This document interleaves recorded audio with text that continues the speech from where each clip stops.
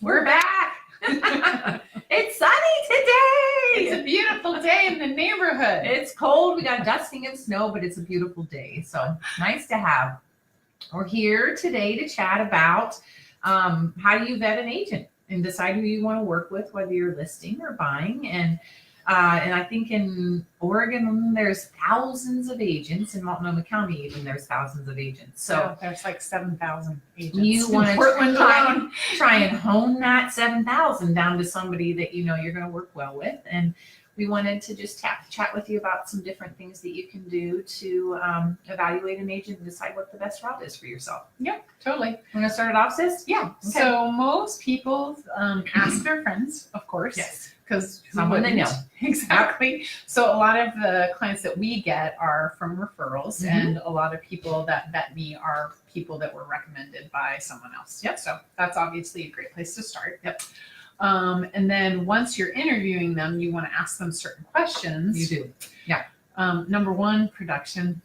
So out of those 6,000 agents that we have, about 50% of them do 2 deals a year. I think it's more. I think it's 3 deals a year. 60 or 70% of them do 2 or 3 deals a year. So not that couldn't be a great friend that you want to work with, and that's the route that you want to take. Give them the opportunity, yeah, for sure. Which is great. Everybody's got to start somewhere. But it's going to be harder to work through a transaction with someone that doesn't do it very often. They're not going to have the skill set in place to negotiate hard and advocate for you when you need it the most. And problem solve, because invariably shit comes up. Yeah, no, it always does.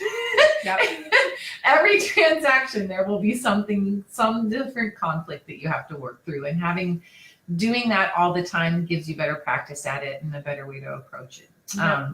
I always tell clients, whether they're a referral or brand new, someone I met at the grocery store line or at an open house, I always recommend to interview at least 3 agents. I mean, obviously I want to work with someone and I want to have the best opportunity to give them great service, but I'd also like them to feel like they've established knowledge and have an education about what's out there and have made an educated choice on who they choose to work with. So I always recommend 3 agents to interview for, as a real estate agent, 3 brokers to work with if you're getting a loan, because it kind of gives you options and you know who you're going to have the best rapport with. And it gives you perspective. It does. I mean, you might have 2 agents that are actually pretty identical in their level of service, but you might just jive better with that one person as opposed to the other person. And that does mean something, because you're going to be navigating a very stressful situation with that person. So it'd be good if you felt comfortable with them. Yep. And agents all communicate very differently, and you have to find someone. You're going to have to communicate a lot. You're going to be spending a lot of time with them on the phone, texting, emails, in the car, looking at houses, tons of time with them. So you want to just be nice to like them and want to spend time with them. It would be nice to be able to get along with them and understand what they're saying, and to trust them. Yes. All of those things are really important. And I know when I sit down with the person for an hour and have a conversation with them, I typically can get a pretty good read on them within that time. So I always think it's wise to spend that hour with 3 different agents and see what you think. Yep.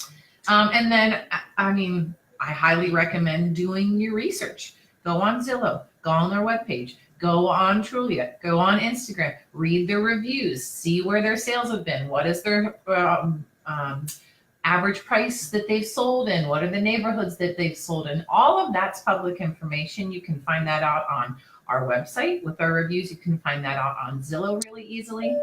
Yep. And that'll give you a really good perspective of, number 1, what have their past clients thought? Number 2, have they worked with a client such as you in the past? So it's really good information to have. Yeah, they might specialize in $800,000 houses. Yep. You're looking at a $300,000 house. You might not feel comfortable, or they might not be super available. They might work with a team of 20 people, and you're going to be passed off to their buyer's agent. So those are all things that you should definitely find out. Yeah. They might also want you to sign an exclusive buyer's agency agreement. There's all kinds of things that can be specific to each agent. So just ask questions. Yep. But the first I would say is production, and then how they work. Yep. And read our blog post today. It gives information about how to vet an agent and what questions to ask. Because, sometimes when you get in there and you just start talking, you can forget about what's most important and what you're trying to find out. What questions you had.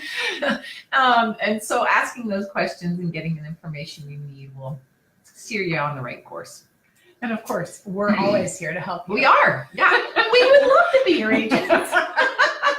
But I also understand if I'm not your first choice always. I do understand there are other options out there, but please know we are always here to help you guys in every way we can. We would be honored and thrilled to be able to interview you should you need a buyer or a listing agent at any time in the future. So be in touch with us.